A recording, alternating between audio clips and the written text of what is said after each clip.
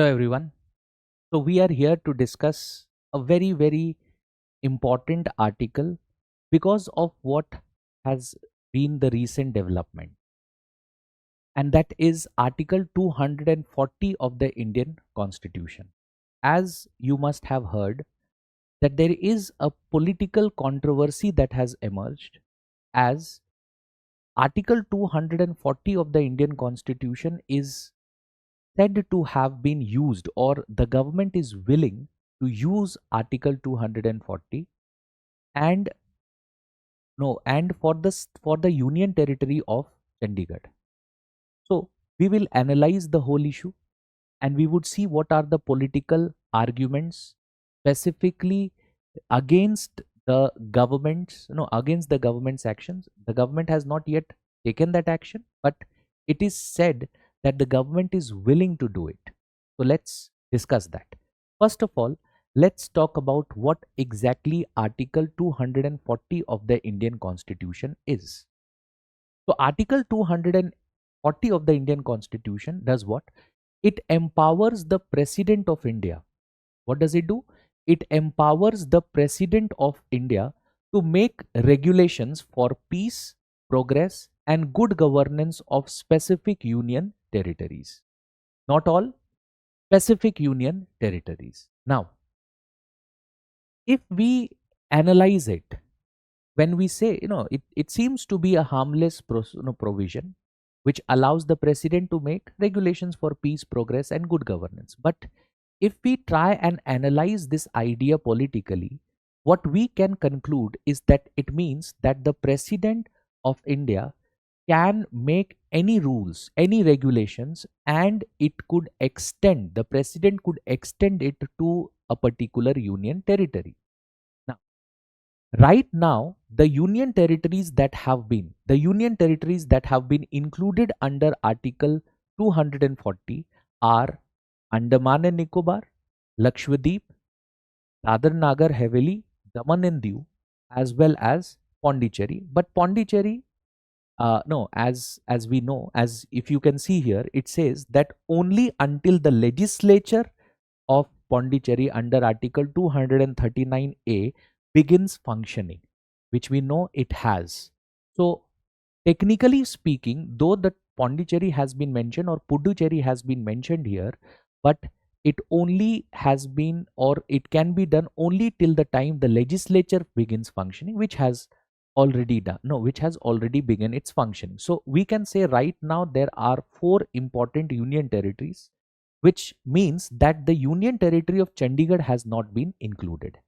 And that is basically what the political controversy has emerged, because if you look at what no what is the no what is the uh, current debate under Article 240, it is being said that Chandigarh, which is not a part of Article 240, is to be included under Article 240. So right now, Chandigarh is not under Article 240, and it is governed under Article 239 as a union territory. And primarily what happens is that when it comes to Chandigarh, the governor of Chandigarh has extended provisions and powers related to Chandigarh, where he also acts as the administrator of Chandigarh. Okay.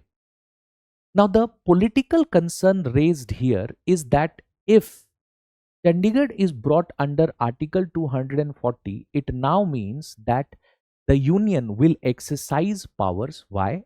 As we now know that Article 240 does what? Article 240 ensures a centralized, efficient, and more uniform governance of union territories if there is a lack of legislative structure. So it empowers what? It empowers the President of India to regulate the union territory, and that regulation will be quick, enabling smooth administrative and development as well as legal continuity of these territories. Okay. So Article 240 empowers the president, and this is where the concern lies, because if that happens, and as if you see the recent development, it is being said that the government is likely to introduce the 131st constitutional amendment bill during this winter session itself. And in this winter session, they would do what? They would seek that Chandigarh would become a part of the Article 240 of the Indian Constitution. Now, what will this do? First of all, it will bring Chandigarh in line with Andaman Nicobar and other union territories. Now, there it will also ensure that there would be an independent administrator that can be appointed for Chandigarh rather than the current arrangement, which is the governor of Punjab acting as the administrator of Chandigarh. That will not be there, and an independent administrator could be appointed. Along with it, one very important provision here, which is the reason for the whole controversy, is that, see, if Article 240, no, Chandigarh is brought under Article 240, now it will empower the president to take actions and come up with rules, regulations relating to the Union Territory of Chandigarh, even if there is no parliamentary process adopted, which means there would not be a need for a parliamentary law or rule or regulation. That means parliament's resolution would not be required, and the president will be able to make rules for it. So the parliament will have the power to amend. If the parliament wants, the parliament can amend any such directions, rules, regulations, given by the president. But what you have to understand is that the Parliament of India, no, when it enacts a rule, regulation, etc., there is a process, a rigid process, which is time taking. But when it comes to the president can simply, by a presidential order, extend rules, regulations, etc. So the political debate is that it will give too much powers to the central government with respect to Chandigarh. And there have been, like, if you look at the newspapers, there have been instances where the Congress MP, former MP, who has been multiple times no elected from Chandigarh constituency, has also raised concerns of political centralization of powers. Okay, so that is basically the concern here. We have to wait till the winter session, and only then we will come to know what are the provisions related to the 131st constitutional amendment bill. Thank you.